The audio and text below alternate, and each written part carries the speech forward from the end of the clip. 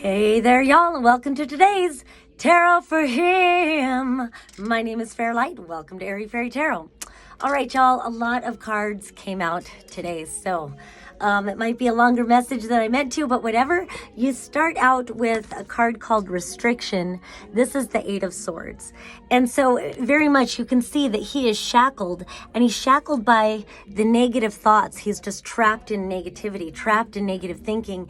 And normally it shows someone who's blindfolded also, but he's got his eyes closed.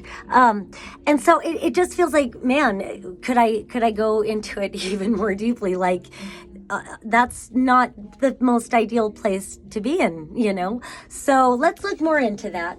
Then you've got the Six of Pentacles, which is really nice, and it's called Assistance. So it does feel like there are people who care about you that are trying to help pull you out of this energy. I see what the energy is about, but I'm going to go in this direction first. It's interesting too, and I love it's the Six of Pentacles, the Five of Pentacles reversed, and then the Four of Cups.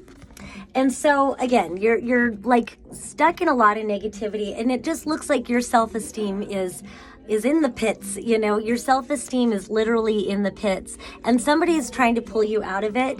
And it feels like it very much, because this is affecting your self-worth. Five of Pentacles reversed. Upright, it's called hardship. So at least, you know, at least somebody's trying to help pull you out of it. And then it just kind of looks like with the Four of Cups, I don't know, it feels like rejection with the other two cards.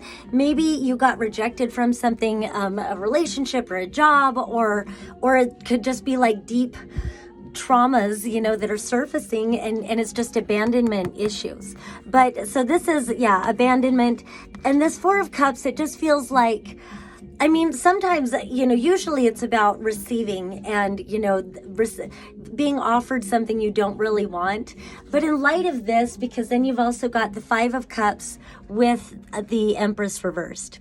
So that's why it feels like maybe a relationship didn't work out or something. And it's like it feels like a rejection. And it's hard. That's fucking hard. You've got two fives, but at least that's reversed. And then you've got the Five of Pentacles reversed and the Five of Cups. So we'll get to that in a minute.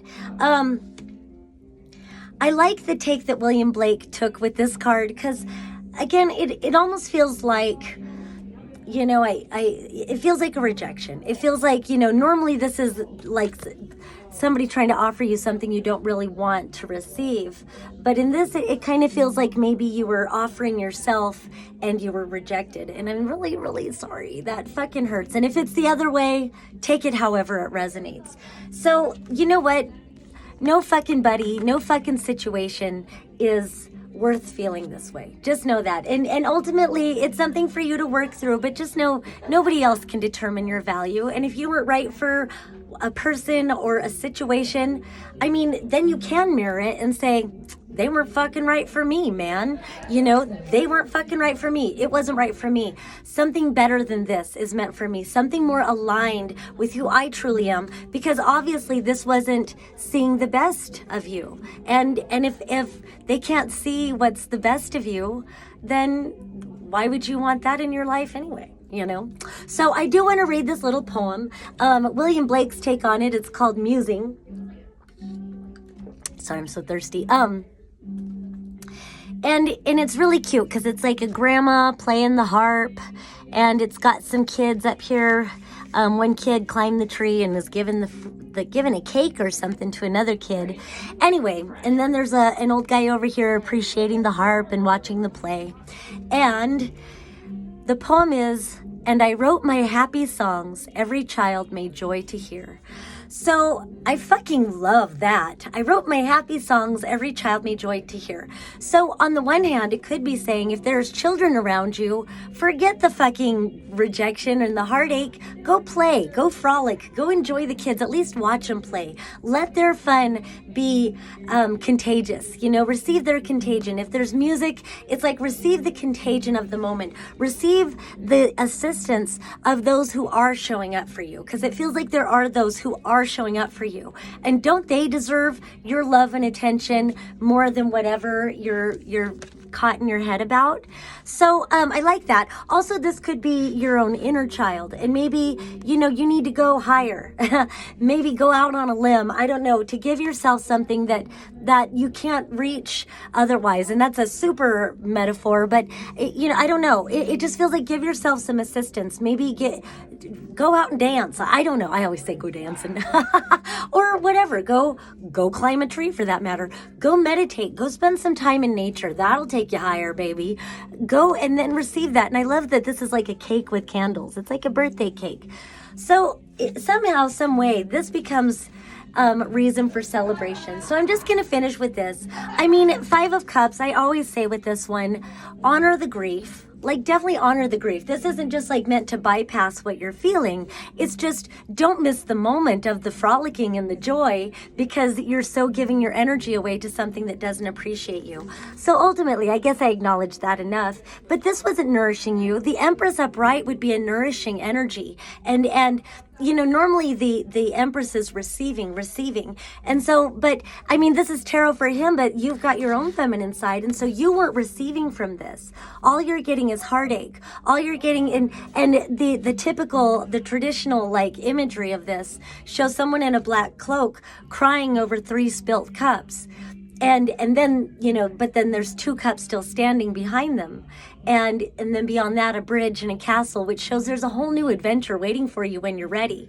But I kind of feel with this is because the message of like not receiving or whatever, and this 4 of Cups, it just feels like, you know, maybe you were filling somebody's cups and it just kept getting knocked over or something like that. Or the other way, just your cups couldn't stay standing. They kept getting knocked over. So you weren't receiving the nourishment that you deserve anyway.